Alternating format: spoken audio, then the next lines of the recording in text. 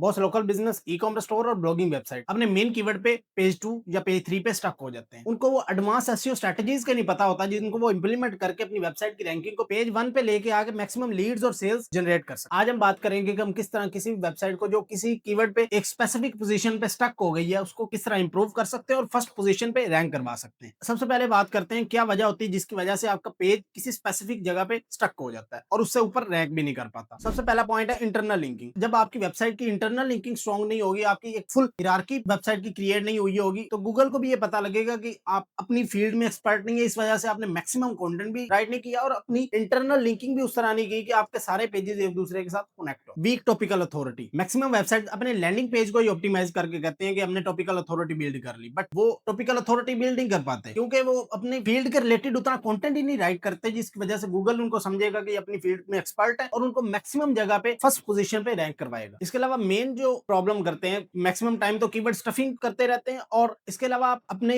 Main keyword को ही copy करके सारी अपनी हेडिंग स्ट्रक्चर में अपने कंटेंट में कॉपी पेस्ट कर देते हैं, जिसकी वजह से गूगल को ये समझ लग जाती है कि ये कीवर्ड डेंसिटी पे फोकस कर रहा है और कीवर्ड स्टफिंग कर रहा है। आपको ये करना चाहिए कि आपको इसके रिलेटेड प्राइमरी कीवर्ड और सेकेंडरी कीवर्ड्स को फाइंड आउट करके एलएसआई और एनएलपी को भी अपने कंटेंट में यूज करना चाहिए, जिसकी वजह से आपकी वेबसाइट की रैंकिंग कंसिस्टेंटली इंप्रूव करेगी और आप उस तरह के कीवर्ड्स पे भी रैंक करेंगे जो आपके वेबसाइट के कंटेंट में भी इंक्लूड नहीं होंगे। Point number 2, topical authority. Topical authority में आपने क्या करना है कि आपने अपनी कोई भी फील्ड है, चाहे लोकल बिजनेस है, ई कॉमर्स स्टोर है या ब्लॉगिंग वेबसाइट है, एक अपने फील्ड के सारे एस्पेक्ट्स को निकाल लेना और उनको इंटरनल लिंकिंग के थ्रू सारे पेजेस को एक्सप्लेन करना है, देन उनको एक दूसरे के साथ हियरार्की क्रिएट कर देनी है। अब मैक्सिमम क्या होता है कि बहुत से एसईओज 1 to 2 पेजेस क्रिएट करके उनको इंटरनल लिंक करके बोलते हैं कि हमने टॉपिकल अथॉरिटी बिल्ड कर ली, बट उनके एस्पेक्ट्स इतने ज्यादा होते हैं कि उनको एक्सप्लेन करते करते आपको 100 या 250 या 1000 तक ब्लॉग्स राइट करने पड़ते हैं। इस पॉइंट पे जाके आप टॉपिकल अथॉरिटी बिल्ड कर सकते हैं। आप अगर विकिपीडिया का स्ट्रक्चर देखें तो उसने टॉपिकल अथॉरिटी किस तरह बिल्ड की। आप कोई भी कीवर्ड सर्च करते हैं तो टॉप पे विकिपीडिया, वो कंटेंट को इस डेप्थ तक राइट करता है कि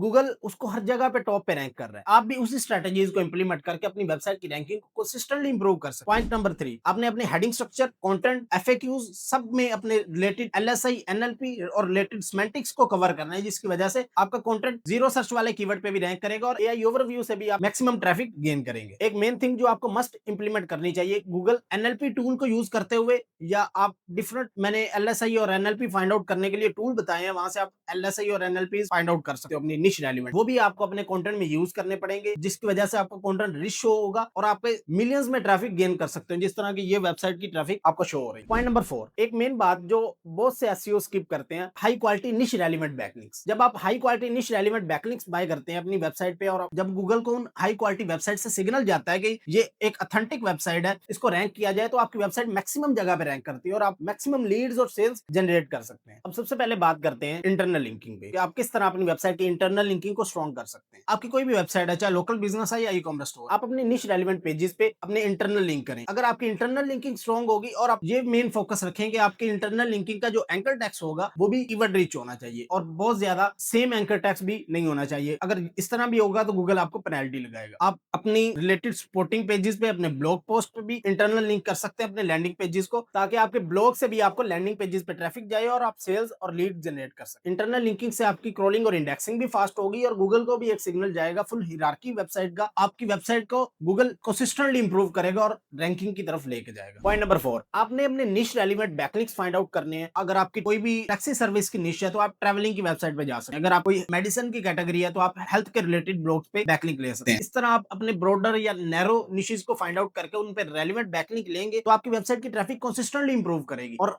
बैकलिंक्स में एक मेन स्ट्रेटजी आपने मस्ट इंप्लीमेंट करनी है कि एंकर टेक्स्ट को कीवर्ड रिच रखें और बहुत ज्यादा एंकर टेक्स्ट की स्टफिंग भी नहीं करनी। डिफरेंट एलएसआई, एनएलपी और रिलेटेड सेमेंटिक्स को चेंज करते रहना, जिसकी वजह से आपके वो specific page thousands of keyword पे रैंक करेगा और आपको मैक्सिमम लीड्स और सेल्स आएंगे। और इसके अलावा आपने बहुत ज्यादा बैकलिंक की स्पैमिंग नहीं करनी कि आपने 1 वीक या 2 वीक में 50 to 70 अच्छी वेबसाइट्स पे बैकलिंक ले ली है। आप थोड़ा सा वेट करें, वीकली बेसिस पे 1-2 बैकलिंक, 1 मंथ बाद 2 बैकलिंक, देन 2 मंथ बाद बैकलिंक। तो इस तरह आप नेचुरली चलेंगे तो गूगल आपको आइडेंटिफाई नहीं करेगा और पेनल्टी नहीं लगाएगा। अगर आप बहुत ज्यादा स्पैमिंग और बहुत ज्यादा फास्ट बैकलिंक लेना शुरू कर देंगे तो आपकी वेबसाइट की रैंकिंग भी डिक्रीज होगी और आपको गूगल मैक्सिमम टाइम पेनल्टी भी लगा देता है। अभी इन सारी स्ट्रेटजीज को यूज करो और अपनी वेबसाइट की रैंकिंग को कंसिस्टेंटली इंप्रूव करो। और जो भी लोकल बिजनेस और ई कॉमर्स स्टोर की वेबसाइट पेज 2 पे स्टक है उसकी वेबसाइट की रैंकिंग को कंसिस्टेंटली इंप्रूव करो। इस सारे प्रोसेस के लिए मैंने एक डिटेल में चेकलिस्ट क्रिएट की। अगर वो आपको चेकलिस्ट चाहिए तो कमेंट में राइट करो पेज 2, तो ये चेकलिस्ट आपके डीएम में आ जाएगी। मेक श्योर फॉलो मस्ट किया।